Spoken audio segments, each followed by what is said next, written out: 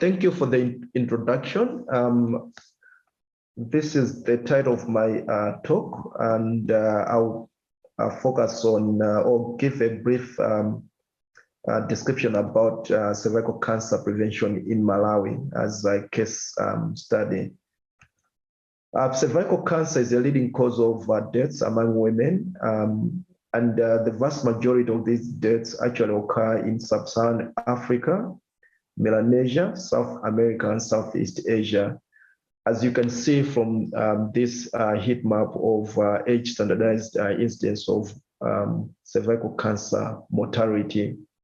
Cervical cancer is the most common human papilloma virus, HPV-associated cancer globally, and is an AIDS-defining illness among women living with HIV. As you can see from this map and this global map of HIV prevalence, the cervical cancer prevalence mirrors HIV prevalence globally, with regions that are hugely affected by HIV also bearing the most burden of cervical cancer. Cervical cancer is preventable with largely HPV vaccination and cervical cancer screening of eligible women. The World Health Organization provides a comprehensive approach to cervical cancer prevention and control. The schema on this slide provides programmatic interventions at different time points in the life cycle of cervical cancer development, from HPV infection with largely HPV vaccination for adolescent girls to cervical cancer screening for eligible women. In 2020, WHO Director General launched the global strategy to accelerate the elimination of cervical cancer by 2030.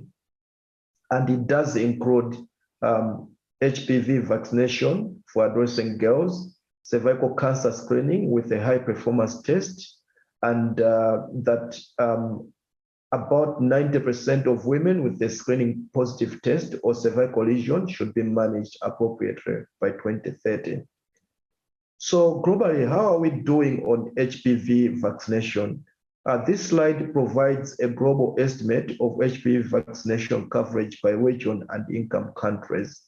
Between 2006 and 2014, different countries have implemented HPV immunization program with approximately 118 million women targeted through these programs. However, as you can see, the vaccination coverage has remained low, actually in populations, again, that are hugely affected by cervical cancer. To prevent cervical cancer, women can be screened using various tests to identify those who have or are at risk of cervical precancer. Conventional pap smear has traditionally been the screening method for cervical cancer. Effective pap smear screening programs have been shown to lead to substantial reduction in cervical cancer incidence in many developed countries. The same has not been possible in developing countries, which bears 80% of the global burden of cervical cancer. And this is because of the infrastructure requirements, training needs, and also the need for multiple visits for pap smear based screening. Over the past decades, efforts have been put in place to reduce the global cervical cancer burden through screening, and these are focused on development and evaluation of alternative screening tests to pap smear. These have included visual inspection with acetic acid. This provides several advantages. It is simple. It provides same-day result and allows for same-day treatment, especially when you use ablative procedures such as cryotherapy or thermoabrasion. However, VIA has the caveat that it has quality assurance issues and has inter-observer variations. HPV DNA testing offers several advantages because it actually evaluates for the presence of the virus, which is the primarily responsible for cervical cancer. There are other new methods that are still under investigations, such as DNA methylation and protein biomarkers, but I'll not go into further details about them. HPV DNA testing is a high-performance screening method with the highest impact. In a cluster randomized trial, which was implemented in India in a raw resource setting, they measured the effect of a single round of screening using HPV testing, pap smear, and VIA on the incidence of cervical cancer and also on the associated rates of deaths.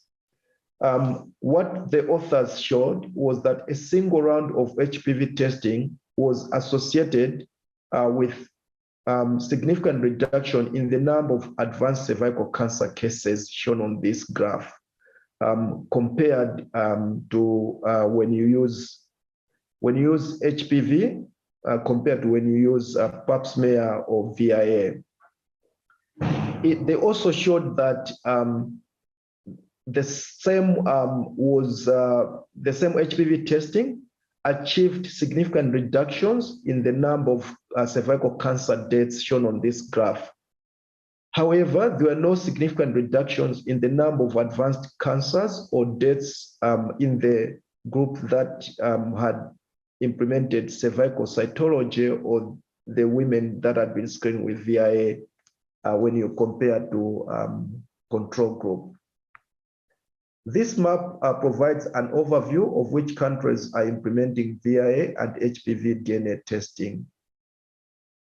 In brief, you will notice that most resource-limited countries, which are hugely burdened by cervical cancer, are implementing VIA, and high-income countries are the ones who are implementing HPV DNA testing. Quite recently, this year, WHO launched guidelines for cervical cancer screening with specific recommendations for women living with HIV. WHO now recommends HPV DNA testing in a screen, triage, and treat strategy starting from the age of 25 years among women living with HIV, with regular screening every 3 to 5 years. However, WHO further recommends that where HPV DNA testing is not yet operational, a screening interval of every 3 years when using VIA or pap smear should be implemented among the general population of women and women living with HIV. Again, once a decision has been made to treat for women who screen positive, WHO recommends that treatment should be provided as soon as possible within 6 months to avoid the risk of loss to follow-up. However, treatment can be deferred when women test positive during pregnancy. WHO further suggests that large loop excision of the transformation zone or cord knife conization for women from the general population and those living with HIV should be offered if they have histologically confirmed adenocarcinoma in situ.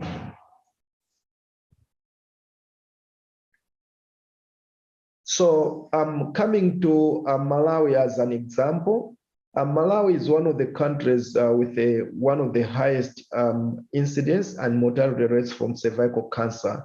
It is estimated that 4,000 women are diagnosed cervical cancer per year, and that was in 2020, which was an increase from 3,600 women. And the number of deaths has also been increasing over the years. Malawi also has a high HIV prevalence, with 9% of the adults between 15 to 49 years being HIV infected. The HIV prevalence is actually higher among women compared to men.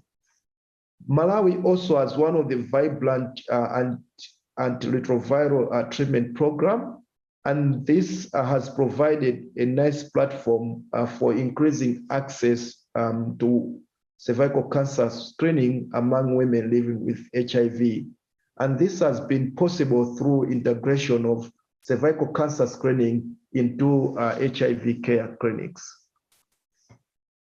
How about the HPV vaccination? Malawi did pilot an HPV vaccination program in 2013. It was a school-based demonstration project. And following the experiences where about 80% coverage was achieved in 2 districts, Malawi launched a national HPV vaccination program for adolescent girls. It targets 9-year-olds. It's a facility-based program, but it has a component of school-based on a quarterly basis, depending on the school calendar and also availability of resources. In terms of cervical cancer screening, Malawi has been implementing a VIA-based cervical cancer screening with ablative treatment with cryotherapy and thermoabrasion. Over the years, we've seen an increase in the number of facilities providing screening and also treatment for cervical cancer. And on the right graph, you will see trends in the cervical cancer screening for the Malawi National Screening Program. You'll notice an increase in the number of women screened every year from 2011 all the way to 2020. This graph shows the screening coverage, which has been increasing, and then we saw a drop between 2016 and 2017, but this is actually attributed to the change in the target of women who were being screened prior to 2017 and after 2017. After 2017, 25 to 49-year-old women are being targeted for, whereas before it was women 30 to 49 years. Again, the target for population screen coverage was 80%, but from 2017, the target was dropped down to 70% to align it with the WHO goal for 2030 cervical cancer elimination strategy. So this explains this change. However, we've been seeing an increase in the coverage rate over the past years.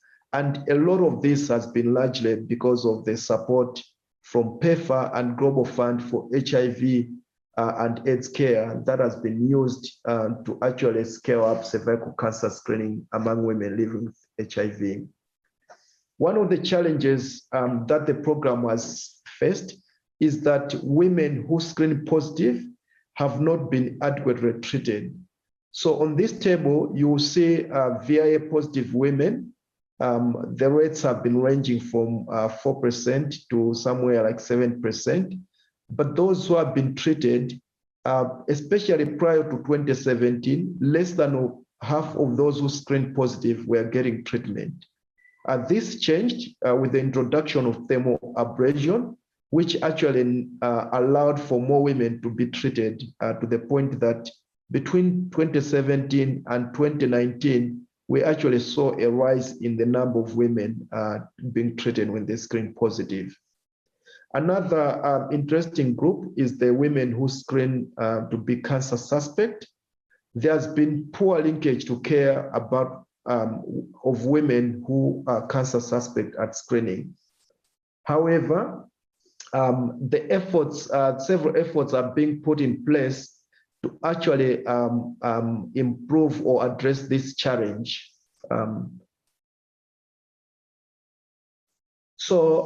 In conclusion, we've seen that cervical cancer burden is disproportionately borne by countries with a huge burden of HIV. The rapid rollout of the vaccine, the HPV vaccine, especially in resource-limited settings, might be the only feasible way to actually bridge the inequalities in cervical cancer burden and prevention. And this does require government commitment and advocacy. There's also need to rapidly roll out HPV-based screening and improve the linkage to care of those women who screen are positive. However, we need to build on successes of what we've previously implemented in cervical cancer screening, including lessons learned from VIA-based screening. There's also need for context-specific strategies to ensure that as women who screen positive are actually linked to care. Another aspect that I didn't touch much is the issue of treatment failure among women living with HIV, which is very, very pertinent and an area that needs to be researched adequately. I would like to acknowledge the Malawi Ministry of Health Reproductive Health Directorate and also the organizing committee of the Interest Conference. This marks the end of my presentation. Thank you.